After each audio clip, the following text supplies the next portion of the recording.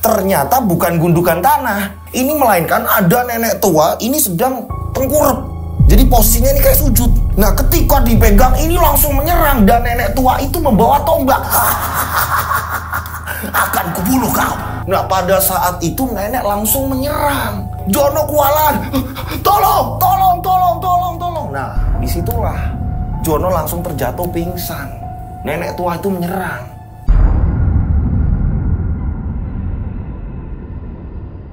Assalamualaikum warahmatullahi wabarakatuh. Kembali lagi bersama saya Rian Agus Widodo.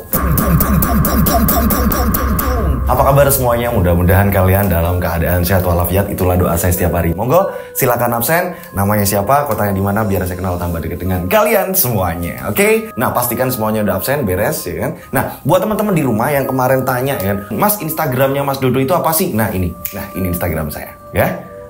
Nah untuk kalau Facebook, ini Facebook saya. Nah oke? Kita bisa berteman gitu. Nah buat teman-teman di rumah yang belum nge-save kontak saya, ini kalian bisa save kontak saya, ini nomornya 085870433336, 3nya 4 kali. Saya ulang, 085870433336, 3nya 4 kali. Oke? Nah seperti biasa nanti kalau pas WA ini dikasih nama dan nama kota ya, agar saya ini bisa langsung save. Jadi gampang, nanti ketika ada tayangan-tayangan terbaru dari Rian Agus Widodo, kalian langsung dapat informasinya. Pastikan semuanya beres, udah absen ya, udah save kontak, udah follow Instagram, udah follow Facebook saya gitu ya. Udah beres? Nah, di cerita kali ini kiriman dari subscriber ini menceritakan ada seorang pengusaha kaya raya, dia ini sukses. Akan tetapi kekayaan dan kesuksesannya ini didapat dari lelakon pesugihan kandang bubrah.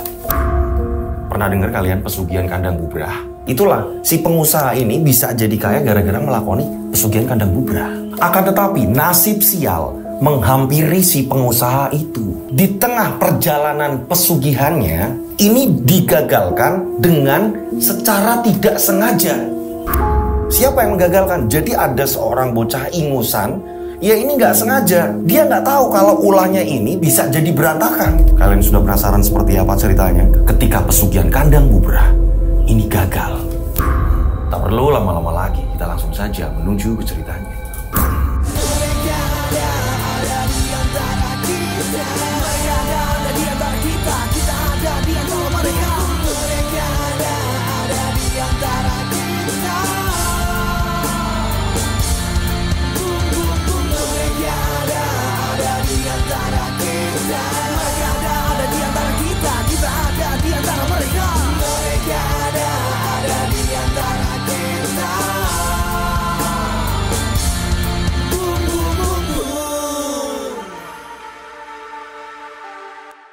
Seperti biasa, nama tempat toko disamarkan untuk keamanan bersama. Sekali lagi, ini untuk keamanan bersama dari pengirim cerita juga.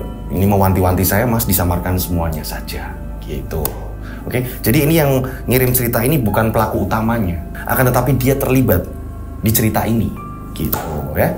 Oke, kita mulai ceritanya. Toko di sini kita sebut saja namanya Jono. Jono ini dia pengusaha muda dan punya aset ini banyak sekali. Lahan, properti, perkebunan segala macam, dan ada 2 rumah.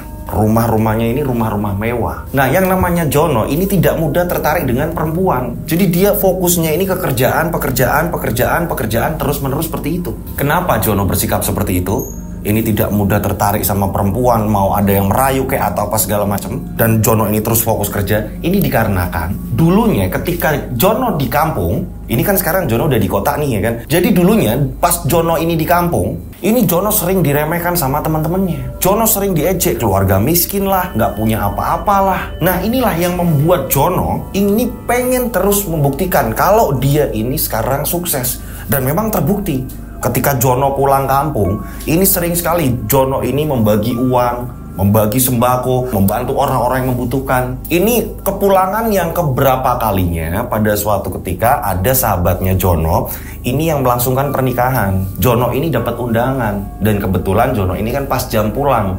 Gitu. Akhirnya Jono kondangan di situ. Nah, yang namanya di kampung ini kan tetangga-tetangga pasti rewang membantu gitu kan ya, yang ada hajatan gitu. Nah, ini keluarganya Jono ini ada di situ, bantu-bantuin juga. Saat Jono ini kondangan di situ, ini ternyata bebarengan dengan sahabat-sahabatnya Jono yang ada di kampung. Woi, Jono sekarang udah sukses ya. Iya ya teman-teman, Jon. Wah Jon, wah keren sekarang kamu Jon. Ngobrol-ngobrol seperti itu. Ada salah satu temen yang ngeletuk tiba-tiba. Ah percuma, uang banyak, apa-apa ada. Tapi kalau nggak punya istri, mah percuma lah. Ya nggak teman-teman? Wah iya Jono masih jomblo ya ternyata. Lah iya, ternyata yang belum nikah cuma Jono. Seperti itu. Nah, ibunya yang saya bilang tadi, ibunya keluarga yang rewang di situ, yang bantuin di situ, ya kan, yang ngeluarin makanan, terus nyiapin makanan, apa segala macam, yang masak. Ini denger, ya ampun anakku diledek lagi. Jono ini awalnya ini biasa-biasa saja, tapi karena teman-temannya terus ngecengin, Jono akhirnya langsung buru-buru mau pamit. Jon, bentar, canda Jon, canda, jangan ngambek lah, jangan ngambek. Iya. Nah, singkat cerita, setelah Jono ini pulang, ya kan, ini pulang di rumah yang ada di kampung loh ya, di rumah ibunya. Jono belum berangkat ke kota, ibunya ini ngomong, ibu tahu, ibu tadi denger, kamu diledekin temen-temenmu, kalau kamu belum nikah apalah segala macem. Iya bu, udahlah bu, biarin bu, itu urusan mereka mau ngomongin apa kek, Jono nggak mikirin bu. Sebenarnya bukan ibu mau ikut campur urusanmu. Ibu seneng dengan adanya kesuksesan kamu seperti ini. Sekarang rumah rapi, kamu di kota juga punya rumah, kamu juga di kota ini sukses. Tapi ibu kok pengen punya menantu. Mbok nikah Jon, nikah. Iya bu lah, nantilah. Iya bu, nanti Jono pikirkan lah bu. Ibu kok kayak gitu sih bu, sama teman-temannya Jono. Bukan gitu nak, ibu udah tua, ibu pengen ngomong cucu nak. Iya bu, lagian kan dari mbak, dari adik, kan udah pada nikah, mereka juga punya momongan. Itu kan juga cucu ibu. Ibu pengennya dari kamu. Iya lah bu, iya. Akhirnya Jono pun berangkat lagi nih ke kota. Akan tetapi Jono ini kepikiran, iya juga ya, dengan usiaku yang seperti ini harusnya aku juga udah ada pendamping. Aku bingung deh, aku ini bener-bener bingung. Nah, Jono ini punya asisten yang dimana ketika Jono pergi ini selalu ditemani. Kita sebut saja namanya Sueb gitu. Kadang Sueb ini yang bawain mobil atau apa segala macam. Terdekatnya Jono, ini orang kepercayaannya Jono. Dan Sueb pun mengutarakan, itu alangkah baiknya nurutin ibu pak. Berjalannya waktu, pada suatu ketika Jono ini ketemu dengan kliennya Jono. Nah kliennya Jono ini dia punya sekretaris gitu. Sekretarisnya kita sebut saja namanya Ririn gitu. Pada saat itu ya kan Jono melihat Ririn, ini Jono terpukau, terpesona apa? Ini kok beda dengan yang biasa saya ketemu, wanita-wanita yang biasa saya temu. Ririn ini sosoknya tegas. Jono ternyata mengamati. Hingga pada akhirnya Jono pun menanyakan kepada klien Jono, Pak, itu karyawannya Bapak udah nikah belum? Oh belum. Dia ini hampir sama kayak kamu kok. Orangnya ulet. Dia ini gak gampang, dia ini dirayu cowok manapun gak gampang. Oh gitu ya Pak. Iya, ini hampir sama kayak kamu Jon. Kalau begitu boleh kan Pak kalau Jono kapan-kapan main ke kantor Bapak terus Jono pengen ketemu sama dia. Oh boleh. Nah kita ini rekan kok. Iya Pak, terima kasih Pak. Hingga pada akhirnya Jono ini main ke kantornya si bapak tadi, klien itu gitu. Nah si bapak tadi memperbolehkan untuk Jono berkenalan dengan Ririn, ya kan? Tambah akrab lah semakin hari gitu. Ririn juga tipikal orang yang ternyata menilai juga, oh Jono orangnya seperti ini gitu. Oh Jono hampir sama dengan saya. Mereka ini karakternya hampir sama. Jadi kerja ya kan, nabung terus seperti itu karakternya. Nah pada suatu ketika Ririn ini mau pulang kampung. Nah di kota itu Ririn perantauan juga. Jono pengen nganter. Nah hingga pada akhirnya Jono ini nganter Ririn gitu, nganterin. Ada perbedaan. Kalau di kampung Jono, ibu, bapak, terus kakak adiknya Jono, ini mereka bisa dikatakan udah mapan karena Jono gitu. Nah, pada saat ke kampungnya Ririn, Jono ini sedih. Sedihnya kenapa? Jadi di situ Ririn ini masih berjuang untuk adik-adiknya. Terus ada keluarganya juga yang sering sakit-sakitan. Ririn ngomong, ini keluarga saya. Ini adik saya, ini adik saya. Nah, Ririn ini ngomong sama Jono, aku pengen salah satu dari adikku kuliah. Setidaknya nanti kalau udah kuliah segala macem, dia udah masuk kerja, dia bisa membantu perekonomian keluarga yang ada di kampung. Ya udah, nanti kalau adikmu mau kuliah atau apa, yo nanti aku dikit-dikit bantu. Enggak mas, bukan gitu. Ini unek-unek aku aja biar kamu tahu. Oh gitu, ya wis terserah. Hingga pada akhirnya karena terus-menerus deket, Jono dan Ririn pun menikah gitu. Ririn akhirnya satu rumah dengan Jono. Ririn juga dikasih unjuk gitu kan. Aku punya rumah di sini, di sini, di sini. Dulu awalnya aku nempatin di kota ini. Kita sebut saja ada di kota A. Aku punya rumah di kota A, aku punya perkebunan di kota B, aku punya ini. Nah, ditunjukin semua sama Ririn. Nah, sekarang aku nempati rumah ini gitu. Bersama kamu, aku nempatin rumah yang kita tempati ini. Memang di sini karena beda kantor antara Ririn dan Jono, ini hari liburnya ini nggak sama. Ada memang momen-momen yang memang Ririn ini diminta sama bosnya ini untuk tetap berangkat karena Ririn termasuk bagian yang penting di kantornya Ririn gitu. Ini yang membuat ketika libur, ya kan, Jono ini menghabiskan waktunya ini hanya keliling-keliling rumah-rumah, ngecek aset-asetnya Jono. Jadi nggak bisa kemana-mana, jarang barengnya. Barengnya kalau udah di rumah apa-apa udah pas paginya mereka ini udah sama-sama bergelut dengan bidangnya masing-masing. Nah memang Jono ini dulu sebelum pernikahan dengan Ririn, ini Jono udah pernah ngomong sama Ririn, aku tidak melarang kalau kamu terus kerja atau apa segala macam karena itu pilihan kamu, selagi kamu masih bisa melayani aku. Seperti itu. Ini udah ada undang-undang seperti itu nih sebelum mereka menikah. Nah ternyata benar, berjalannya waktu si Ririn ini justru malah sibuknya ini luar biasa, yang menjadikan saya bilang tadi, Jono ini sering keluar sendiri, apa-apa sendiri seperti itu. Akan tetapi tidak pernah berantem, ketika bertemu di rumah ini nggak pernah berantem gitu. Nah inilah yang menjadikan sepanjang mereka ini menikah, ini belum dikaruniai anak. Mereka juga berusaha semaksimal mungkin ya. Mereka juga berusaha semaksimal mungkin meluangkan waktu gitu sebisa mungkin mereka agar bisa bersama gitu. Akan tetapi yang saya bilang tadi, ini belum dikaruniai anak. Untuk kesuksesan ini Jono ini semakin kaya. Begitu juga dengan Ririn, karena Ririn ini pekerja keras.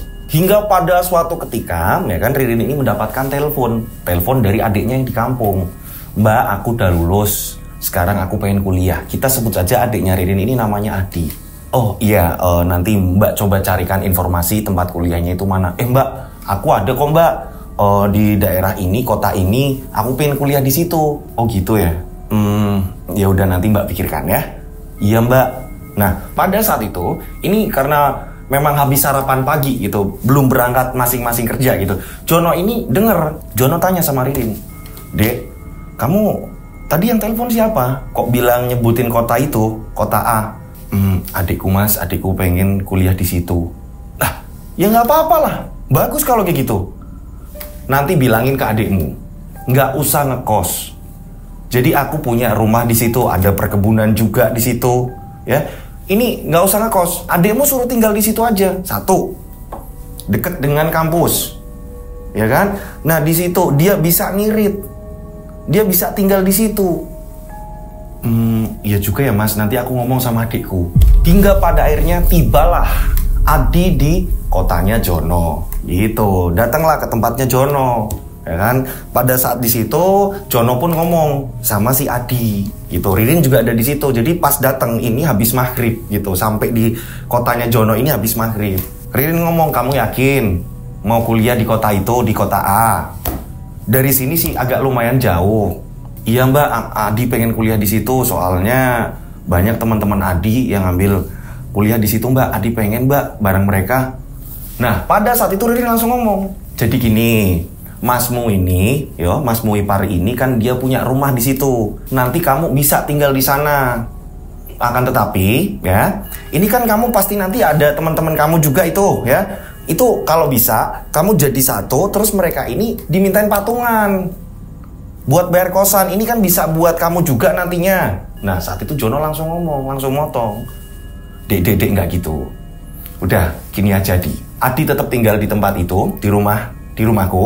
Ya, di rumahku yang di kota itu. Nanti teman-temanmu nggak usah dimintain patungan. Nggak enak nanti mas dibilang gimana-gimana. Di situ perumahannya bagus, ya. Terus di situ ya deket-deket perumahan ada security-nya juga. Jadi kalau mau butuh apa-apa gampang. Udahlah dek, nggak usah perhitungan. Kasihan Adi dan teman-temannya. Mereka ini kan juga perantauan. Alah mas ini, ya nggak apa-apa lah. Nanti mas takutnya dibilang gimana-gimana, pelit kayak atau apa. Oh ya wis. Singkat cerita, gitu ya kan. Paginya Ririn kembali bekerja. Nah, pada saat itu Jono libur. Akhirnya Jono mengajak Adi ke kota A, gitu. Langsunglah mengajak Adi ke kota A dan menunjukkan rumahnya. Nah, itu di depan ada security, ya kan? Kamu tahu, nanti kalau mau butuh-butuh apa, bisa bilang aja, ya. Nah, ini rumahnya. Wah, Mas, rumahnya bagus banget tuh, Mas. Masih baru. Nah, iyo, iki rumahnya. Ini bisa kamu tempatin, yo. Ini kalau kamu mau belanja, ini jalannya depan ini lurus, nanti belok, ini ada udah mulai warung-warung. Teman-temanmu diajak aja ke sini, nggak apa-apa. Iya Mas, makasih Mas. Ini juga udah deket banget sama kampus Mas. Berjalannya waktu hingga pada akhirnya Adi pun mendaftarkan kuliah di kampus tersebut. Nah, ada 2 temannya Adi yang diajak tinggal di situ. Sama-sama nih cowok semua gitu. Karena memang Mbak Ririn bilang, aku nggak mau kalau kamu itu nanti di situ bawa cewek atau apa, aku nggak mau. Pokoknya kamu harus kuliah, pesennya mbaknya seperti itu. Ini yang menjadikan apapun yang terjadi yang tinggal di situ, temennya Adi harus cowok-cowok, nggak boleh cewek. Pesen dari Mbak Ririn. Jono ini sebagai kakak ipar juga ngasih tahu, tetap dirawat, anggap seperti rumah kamu sendiri. Ya, ini nanti kalau mau bersih-bersih atau apa, memang butuh bantuan tukang kebun, ini ada kontak-kontaknya. Udah tak taruh di atas kulkas. Nanti kalau kamu bingung apa-apa bisa telepon di situ. Iya Mas, makasih Mas. Adi akhirnya tinggal di situ. Memang antara rumah Jono, ya kan, yang ditempatin Jono sama yang ditempatin Adi, ini kan beda kota. Ini agak jauhan.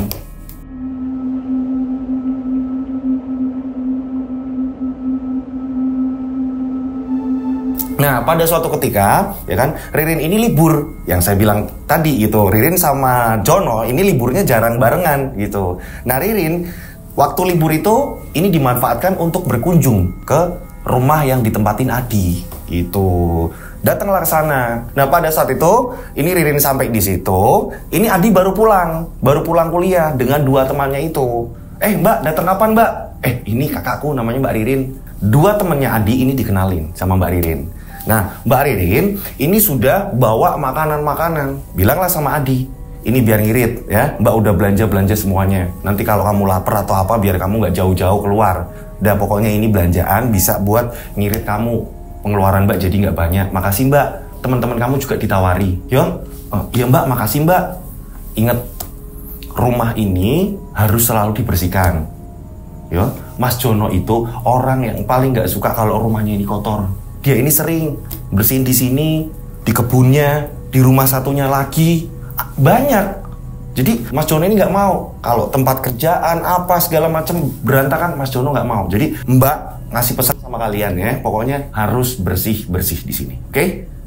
Iya Mbak, iya kami nanti akan bersih Mbak.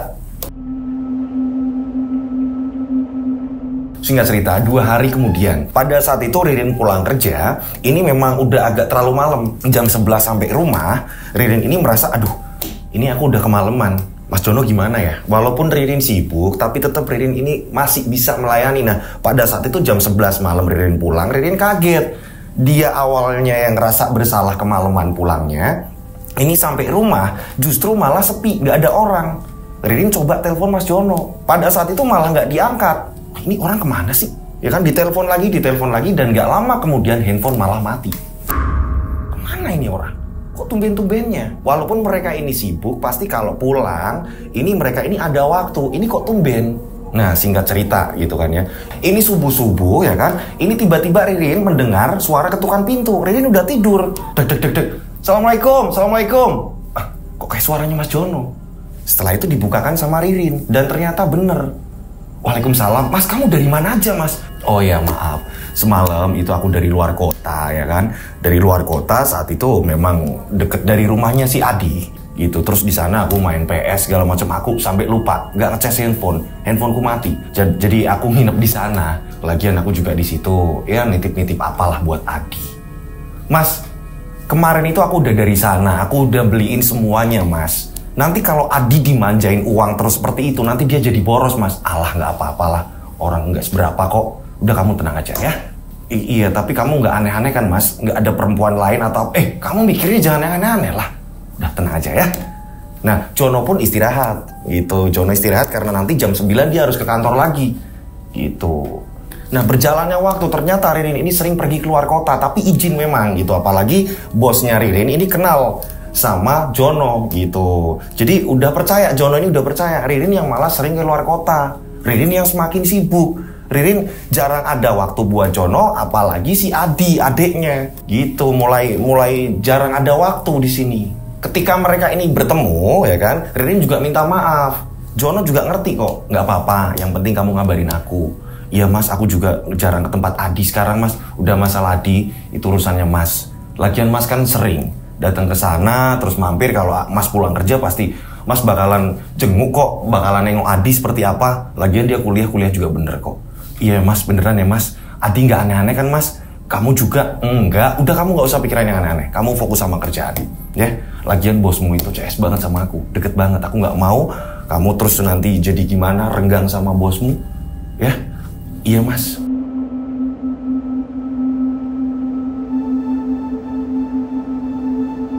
Nah, singkat cerita, yang awalnya hanya Ririn yang sibuk, sekarang Jono ini tambah sibuk.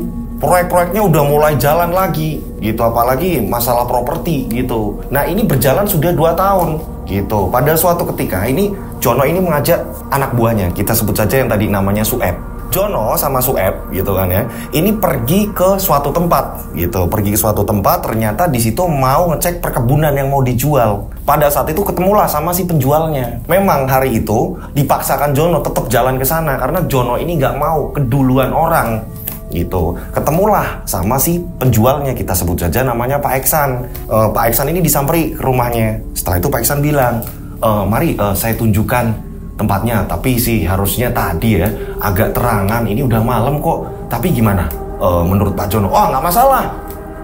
Ya udah kalau gitu ayo kita jalan. Nah memang ini mau menuju ke perkebunan, ini ada pos ronda kecil gitu, dimana ini anak buahnya Pak Eksan di situ disuruh jaga lahan di situ gitu, karena nggak mau nih ada apa-apa, karena banyak di situ tanaman-tanaman atau apa segala macam, nggak mau kemalingan. Jadi lahan-lahan itu dijaga, ada penjaganya di situ di pos itu.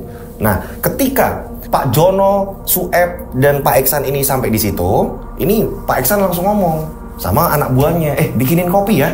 Oh, iya pak, silakan. Nah, Pak Eksan bilang, ini pak, yang saya mau jual yang sebelah sini. Ini pak. Yo, kalau malam-malam kayak gini nggak begitu jelas sih pak. Udah nggak apa-apa. Kalau mau lihat monggo pak. Diajak nih, gitu. Akan tetapi ini nggak jauh, ngajaknya ini hanya di sekitar-sekitar itu aja. Ini nanti perbatasannya sampai yang paling ujung pak. Ini yang sini arahnya sampai sana pak. Ini akses memang agak sulit pak. Jadi nanti bapak bikin jalan sendiri atau apa mungkin bisa pak. Oh iya ya. Pak, kopinya udah ini. Ayo pak, monggo pak, ngopi dulu. Orang baru sampai juga kok. Ayo pak ngopi. Udah. Kalian aja ngopi di situ ya. Ada senter nggak? Saya pinjem. Oh ada. Ini pak. Pak Eksan menyerahkan senter kepada Pak Jono. Monggo pak, ini senternya. Lah emang bapak mau jalan-jalan ke sana pak? Apa besok aja lah pak? Nggak apa-apa kalau udah kayak gini kan saya tahu. Saya bakal jualnya ke sampean. Oh udah nggak apa-apa. Sueb, kamu sama Pak Eksan ngopi aja dulu di situ ya. Bapak tak keliling, bapak pengen lihat. Bapak pengen tahu seperti apa tanahnya, apa segala macem. Pak, ditemani nggak pak? Nggak usah, udah kamu santai aja. Aku kayak gini kan nggak sekali 2 kali, pernah kok. Yang jam 3 lah, yang jam berapa, aku ngecek tanah, bisa kok. Udah. Kamu ngopi aja. Sueb disuruh ngopi di pos penjagaan tadi, ditemani Pak Eksan dan anak buahnya Pak Eksan juga di situ. Nah, Jono pun akhirnya karena dia udah bawa senter, dia masuk ke perkebunan itu.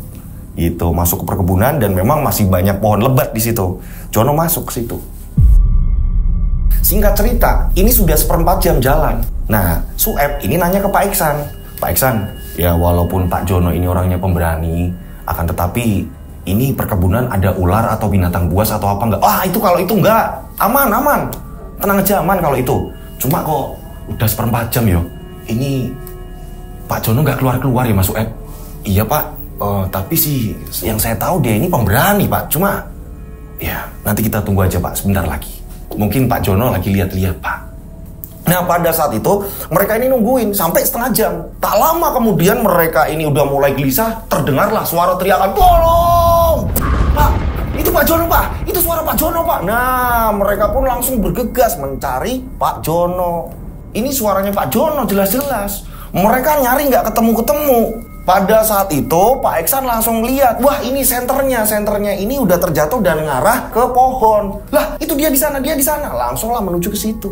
Ternyata pada saat mereka sampai di situ, ini Pak Jono dalam keadaan pingsan dan baju Pak Jono ini sobek-sobek semua. Lah ini kenapa Pak Jono? Pak, nggak sadar Pak Jono ini. Nah, Pak Jono langsung dilarikan ke rumah sakit. Dan gak lama kemudian Ririn pun juga datang. Saat itu Jono belum sadar. Nah, Ririn ini tanya sama Sueb. Mas Sueb, ini awalnya gimana kok suami saya bisa seperti ini? Terus kok badannya banyak luka lebam seperti ini, ada apa? Sueb pun akhirnya menjelaskan, Bu, ini sih nggak cuma sekali dua kali, makanya saya percaya Bu. Jadi kalau Bapak ini ngecek lahan, ini mau jam berapapun, ini Bapak berani Bu. Nah tadi itu ada di tempatnya Pak Iksan. Kita ini mau membeli lahannya Pak Iksan Bu. Nah pada saat itu kami ini udah ngomong sama Bapak, udah menawarkan, Pak ngontrolnya bareng aja apa gimana? Kata Bapak nggak usah, biar saya aja. Seperti biasa Bapak pinjem senter Bu. Kami tungguin, Bapak ini nggak nongol-nongol. Dan nggak lama kemudian kami hanya mendengar suara teriakan Bapak Bu. Itu saja Bu. Itu saja yang saya tahu Bu. Saya cek sekeliling di situ, ini nggak ada hewan buas atau apa-apa, nggak ada Bu. Ya ampun kok bisa kayak gini? Singkat cerita, setelah diperiksa dokter itu keesokan paginya dokter baru memberikan keterangan. Dokter mengatakan kepada Bu Ririn, Bu, ini hasil pemeriksaan kami. Kalau Bapak ini mengalami kelumpuhan Bu, dari bagian lutut sampai ke bawah. Bingung, ya ampun Dok, maksudnya gimana? Iya Bu, kami juga bingung. Ini luka-luka banyak yang ada di tubuh, akan tetapi kenapa di bagian lutut ke bawah ini tulang Bapak ini benar-benar sudah tidak berfungsi lagi Bu. Ririn bingung. Lah, suamiku kena penyakit apa? Pada saat itu ya kan Sueb ini nggak dibolehin pulang sama Bu Ririn. Wah, pokoknya kamu tetap di sini. Apapun yang terjadi, kita biar tahu. Nanti kalau Bapak udah sadar, biar Bapak ini cerita. Iya Bu, saya nurut aja Bu. Nah Sueb ini kan orang kepercayaannya Pak Jono. Nah pada saat habis maghrib ya kan, ini tiba-tiba mereka ini lagi di ruangan itu. Nah pada saat itu ini mau menjelang maghrib, Sueb, Ririn ini ada di ruangan itu juga. Tiba-tiba Jono ini terbangun. Oh, tolong, ampun Mbak. Mereka kaget. Bu, Pak Jono Bu, udah siuman Bu. Pak Jono udah siuman. Ririn juga bingung. Akhirnya Sueb langsung disuruh manggil perawat. Perawat juga datang ke situ. Ampun.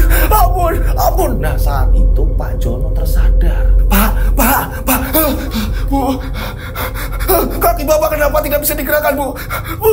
Bu, apa yang terjadi dengan Bapak? Perawat aja bingung di situ. Loh kok kayak gini sih? Ada apa ini? Perawat bingung. Apalagi hanya seorang perawat gitu kan ya. Nah disitulah Pak Jono pun akhirnya cerita.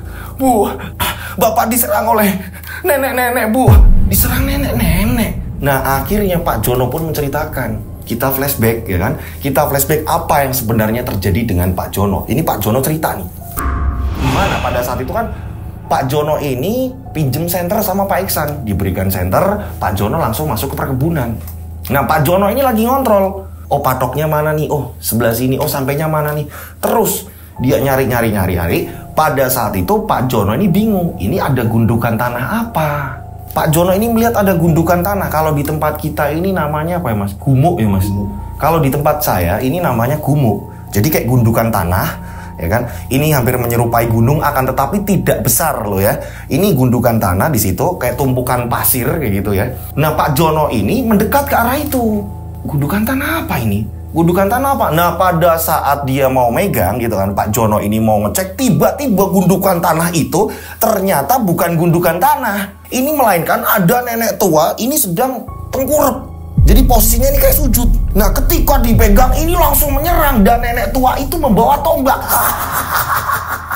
Akan kubunuh kau. Nah pada saat itu nenek langsung menyerang. Jono kualan. Tolong. Nah disitulah Jono langsung terjatuh pingsan. Nenek tua itu menyerang. Setelah itu Jono sudah tidak sadarkan diri. Nah flashback selesai nih. Jono menceritakan kejadian itu ke Ririn dan Sueb. Seperti itu Dek, seperti itu Eb. Yang aku rasakan benar-benar mengerikan. Dan di mimpiku dia terus menghantui aku. Di mimpiku Itu nenek. Seperti mau menyerangku. Itu, Lah, Pak. Apa tempat itu angker, Pak? Bapak juga nggak ngerti, Bapak juga nggak ngerti, Iya, Pak. Jangan-jangan tempat itu ada penunggunya, Pak. Batalkan saja lah, Pak. Saya nggak ngerti. Yang jelas saya kenapa kakinya seperti ini. Kenapa kaki saya nggak bisa digerakkan. Pak Jono sedang ketakutan seperti itu. Pada saat itu Pak Jono ini pandangannya ke atas. Dia kesini, dia kesini. Nah, kebingungan lah antara Ririn, Sueb itu pada kebingungan kan. Dia kesini, dia kesini. Nah, saat itu juga tiba-tiba Pak Jono langsung pingsan lagi. Suster, tolong suster, tolong suster. Iya bu. Akhirnya langsung dibawa ke ruangan lain lagi. Langsung diatasin sama dokter. Pada saat itu ya kan, ini sembari nunggu ya kan, Jono diperiksa sama dokter, Ririn ini iseng. Aku mau tahu apa yang sebenarnya terjadi. Nah, Ririn ini langsung membuka tasnya Jono, langsung membuka tas suaminya, diambillah handphone. Pada saat dilihat handphonenya, ini Ririn kaget. Kagetnya kenapa? Ini ada bukti transfer ya kan, transferan uang ke arahnya Adi, adiknya Ririn. Loh, kok ini nomor rekeningnya Adi? Dan di situ transfernya ini banyak, puluhan juta. Apa jangan-jangan? Nah, saat itu juga Sueb ditanya. Mas Sueb, saya mau ngomong sama sampean. Iya bu, ada apa ya bu? Mas Sueb jangan bohong ya. Karena bapak ini kan mempercayai Mas Sueb. Mas Sueb ini orang kepercayaannya bapak. Jelaskan sama saya, jangan pernah bohong. Maksud ibu apa ibu? Saya nggak ngerti dengan pertanyaannya ibu. Bapak punya selingkuhan nggak? Bapak punya cewek lain nggak selain saya? Karena kami ini belum mendapatkan keturunan. Saya curiga bapak ini ada cewek yang diumpetin. Dan kamu pasti tahu. Bu, selama saya ikut bapak nggak pernah yang aneh-aneh kok bu. Beneran bu, setahu saya seperti itu. Dan saya ini nggak terus ikut bapak ini nggak bu. Ada kadang orang lain. Cuma memang kalau masalah bagian pembelian tanah atau apa segala macam saya sering diajak bu. Cuma kalau punya selingkuhan atau enggak saya nggak ngerti bu. Beneran bu. Tapi setahu saya kok enggak bu. Alah, jujur aja. Jujur. Bu, beneran bu. Kalau soal itu saya nggak ngerti. Pada saat itu Ririn langsung menunjukkan bukti-bukti transfer ke arah adiknya. Sueb, kamu pasti tahu. Ini kenapa? Ya, ini bukti transferannya ke adikku semua. Dan ini nominalnya besar. Bu, kalau itu saya nggak ngerti, Bu. Beneran, saya nggak tahu, Bu. Beneran, saya nggak ngerti, Bu. Beneran. Kurang ajar. Udah. Pasti ada yang disembunyikan.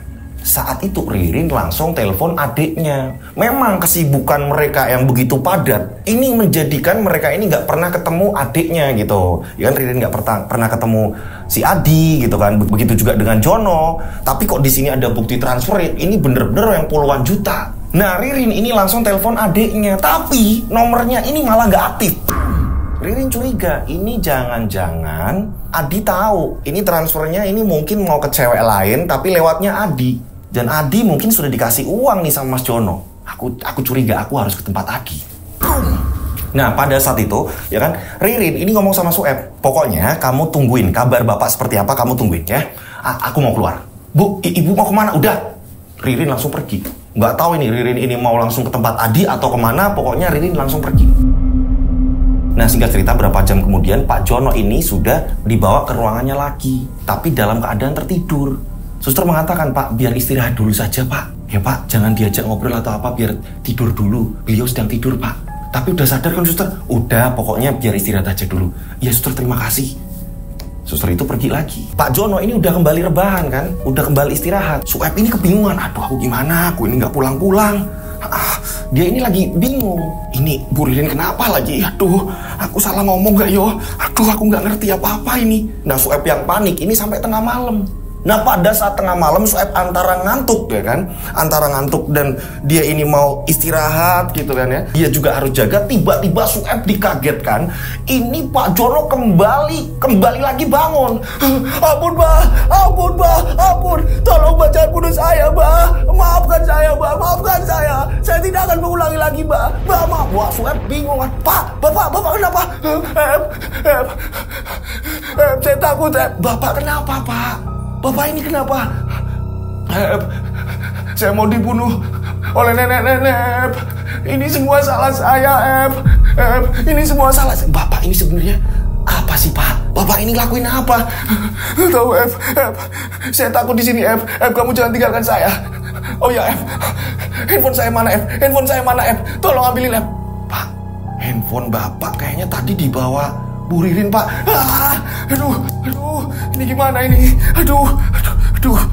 Bingung saya ini, Ep. Nah, saat lagi kebingungan seperti itu, Sueb lagi menenangkan Pak Jono, tiba-tiba pintu kamar mandi yang langsung berhadapan gitu ya, pintu kamar mandi di dalam ruangan gitu kan ya. Ini tiba-tiba pintunya membuka.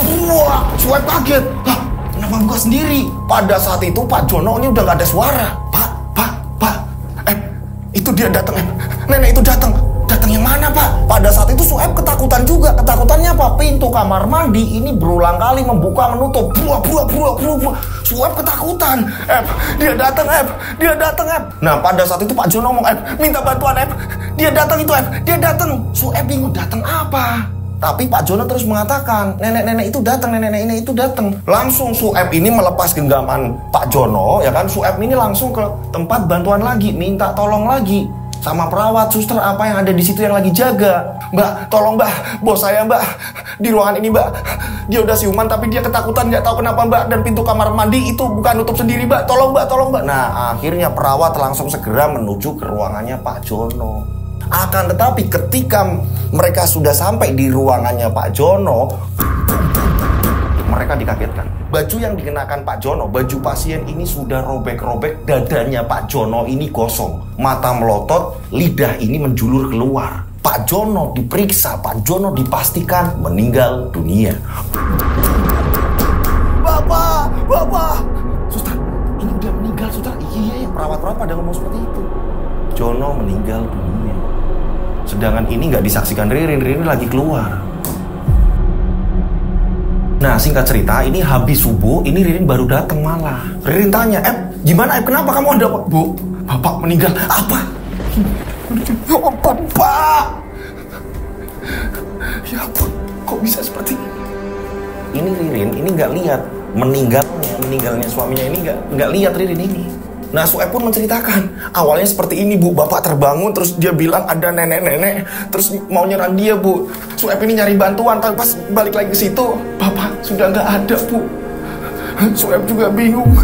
Nah, pada akhirnya Pak Jono pun dimakamkan. Keluarga, sanak saudara semua, teman-teman, rekan kerja, bisnis apa segala macam pada datang di situ. Nah, hanya Adi yang nggak hadir. Kemana si Adi? Yang jelas di situ semua keluarga datang, pada sedih semua di situ. Nah, ketika saudara-saudara Jono, rekan-rekan bisnisnya Jono ini bertanya, Sueb ini yang menjelaskan, awalnya seperti ini. Ya mungkin tempat itu angker, terus kok aneh di sini, bapak ini kayak diserang nenek-nenek katanya. Sueb ini cerita sama orang-orang yang di situ, setiap orang yang tanya.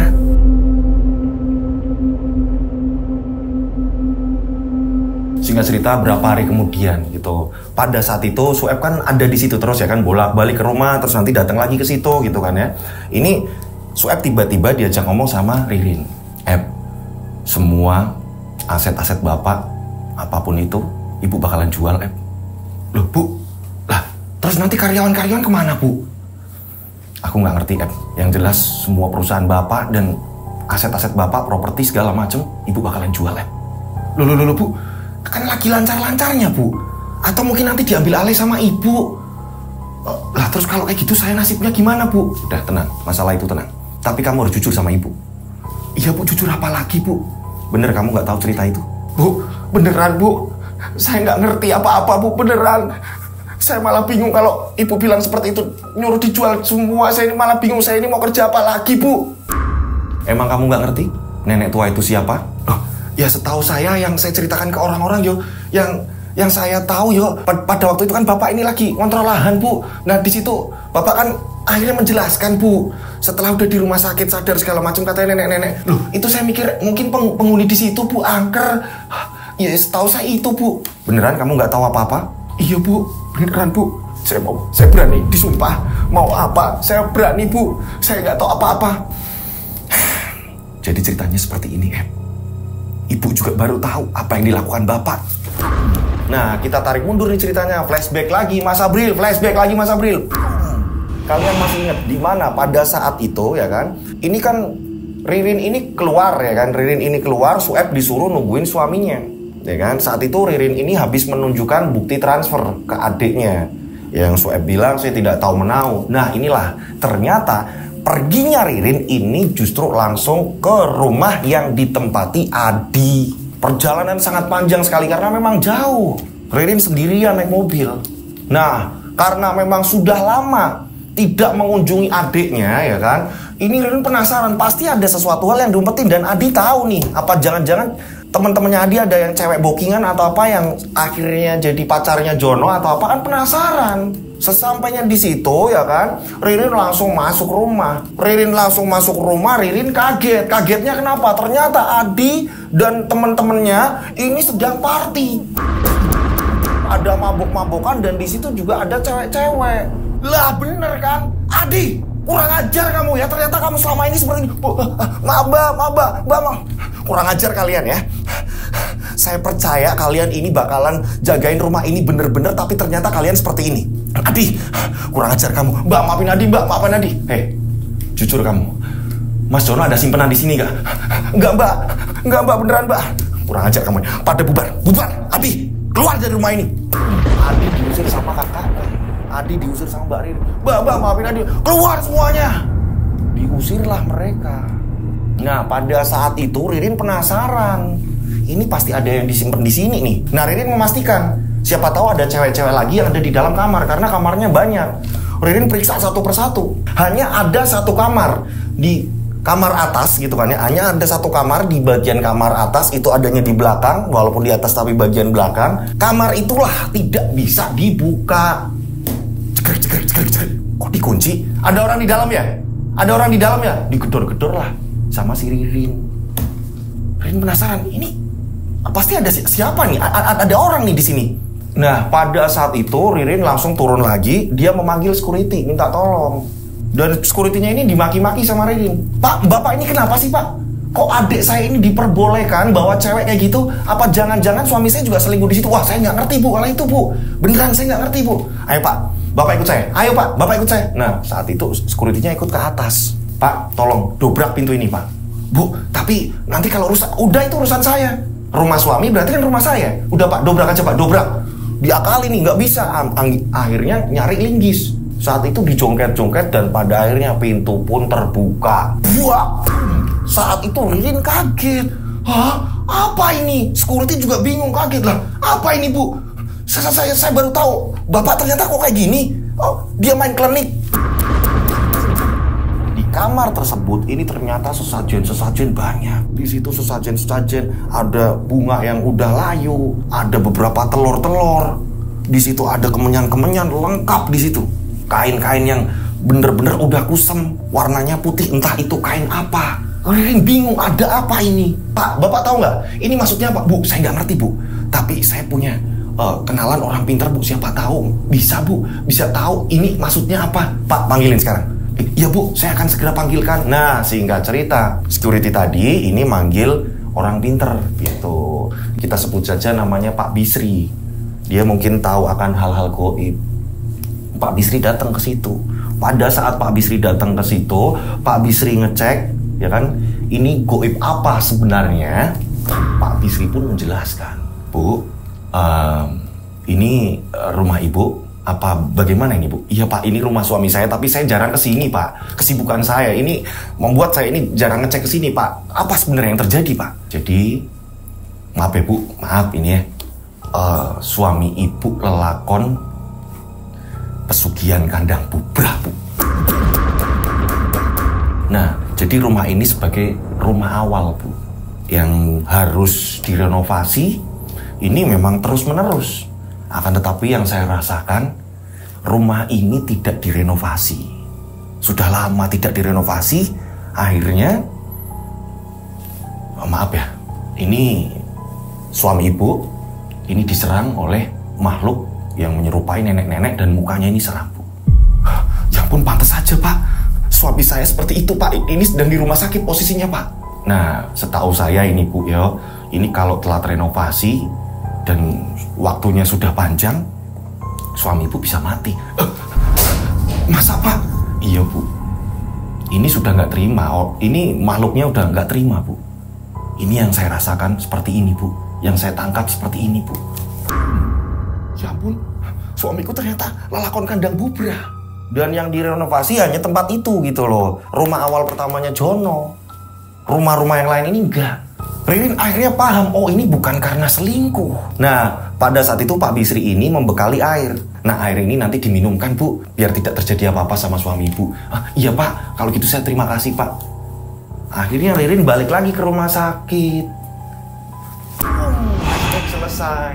Sueb di sini mendengarkan cerita dari Bu Ririn. Sueb kaget, ya ampun Bu, Bapak lelakon pesugihan kandang bubrah Bu. Iya Eb, ini katanya telat renovasi ini yang menyebabkan seperti ini. Bu, terus saya gimana Bu nasibnya Bu? Udah, sekarang gini aja, kamu ngurus semua itu dijual.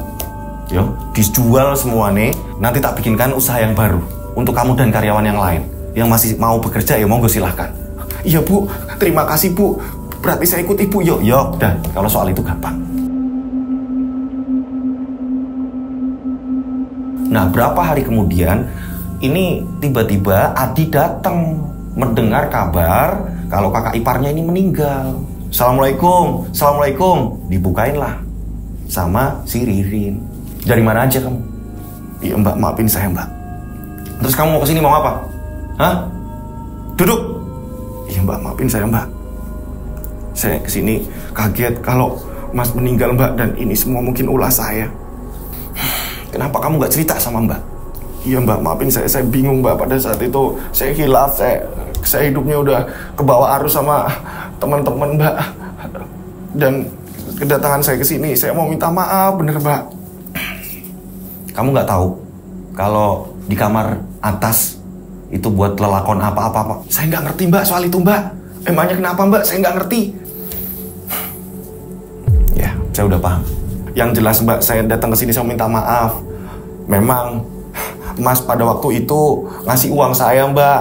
Ngasih uang saya ini disuruh renovasi. Di setiap Mas nyuruh, saya harus manggil tukang untuk merenov, entah itu bagian belakang, dapur atau apa segala macam. Awalnya memang iya Mbak. Tapi semakin hari saya pikir kok direnov terus, sedangkan masih bener kok. Harus dibongkar lagi, apa-apa dibongkar lagi. Setiap saya tanya Mas Jono bilang nggak apa-apa, udah terserah saya aja. Ya, yang penting direnovasi. Dan saya pikir, ini masa iya seperti ini? Nah, saat itu Mas Jono ini udah mulai sibuk Mbak. Dia hanya transfer uang saja Mbak, dan nyuruh saya untuk renovasi. Cuma saya pikir orang belum rusak. Akhirnya uang itu saya pakai Mbak. Dan uang itu saya pakai sama teman-teman ya, untuk party di rumah itu Mbak. Jadi transferan uang itu ya kan yang masuk ke rekeningnya Adi, sebenarnya Adi ini udah disuruh manggil tukang untuk renovasi ini. Nah, Adi pikir, wah ini Mas Jono udah jarang kesini, uangnya nggak dipakai renovasi, melainkan buat hura-hura si Adi dan temen-temennya. Makanya terlambat ini, rumah nggak direnovasi. Akhirnya ini mungkin makhluk itu nyerang ke Jono. Nah, saat itu Ririn ngomong, ya udah terlanjur semuanya. Sebenarnya apa sih Mbak? Ada apa sih Mbak? Percuma juga kamu nggak ngerti. Udah, kamu lanjut lagi kuliah. Kamu nggak usah yang neko-neko. Jangan tinggal di tempat itu lagi. Kamu ngekos aja. Udah, Mbak yang nanggung. Tapi inget, Mbak nggak pengen kamu barbar seperti itu lagi. Iya Mbak, maafin Adi. Akhirnya Adi dimaafkan. Tapi Ririn ini nggak cerita. Adi sendiri sampai nggak ngerti. Karena memang Jono mesenin ini nggak usah ke atas-atas gitu. Dulunya mesenin seperti itu, makanya di situ Adi ya udahlah. Ternyata di transfer itu harus renovasi. Di sini tidak direnovasi, uangnya buat hura-hura si Adi. Disikatlah nih, diseranglah nih si Jono sama makhluknya. Singkat cerita, akhirnya Ririn menjual aset-aset semuanya. Ririn membuka usaha baru yang memang di situ dipercayakan kepada Sueb. Mendatangkan orang pintar juga. Memang ternyata rumah yang dipakai Ririn itu rumah bener. Nggak ada yang gimana-gimana. Yang ditempatin Ririn intinya rumah bener. Nggak kayak rumah yang direnovasi itu. Yang di rumah ditempatin Adi. Dan cerita pun selesai. Itu. Nah, saya mau ucapkan terima kasih. Mohon maaf kalau ada salah-salah kata dalam saya bercerita. Saya mau ucapkan terima kasih buat pengirim cerita gitu ya. Ini judulnya ini telat renovasi kandang bubrah ini kan, telat renovasi rumah jadinya seperti ini gitu. Nah, buat teman-teman yang punya pengalaman misteri atau apa segala macam, monggo silakan kalian bisa share ke.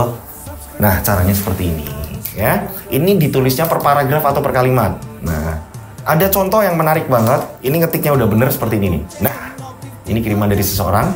Ya, kirimnya kemana? Kalian ini kalau udah ditulis paragraf atau per kalimat seperti itu, ya kalian bisa kirimnya ini ke DM Instagram saya, bisa @dodosinjo, atau kalian bisa kirim ke nomor WhatsApp saya 085870433336, tiganya 4 kali. Saya ulang, 085870433336, tiganya 4 kali. Seperti biasa diberi nama dan nama kota agar tidak tertumpuk dengan WhatsApp lain.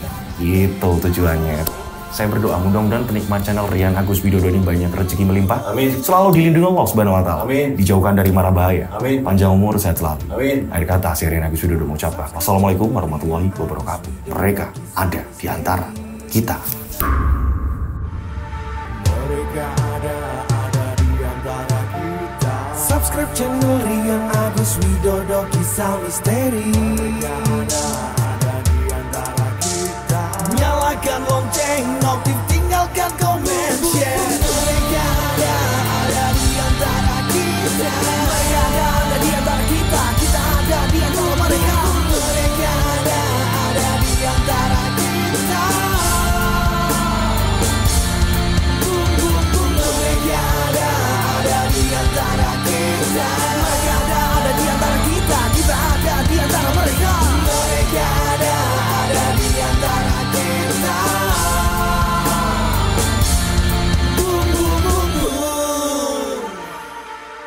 Mereka ada di antara kita. Subscribe channel Rian Agus Widodo, kisah misteri. Mereka ada di antara kita. Nyalakan lonceng, notif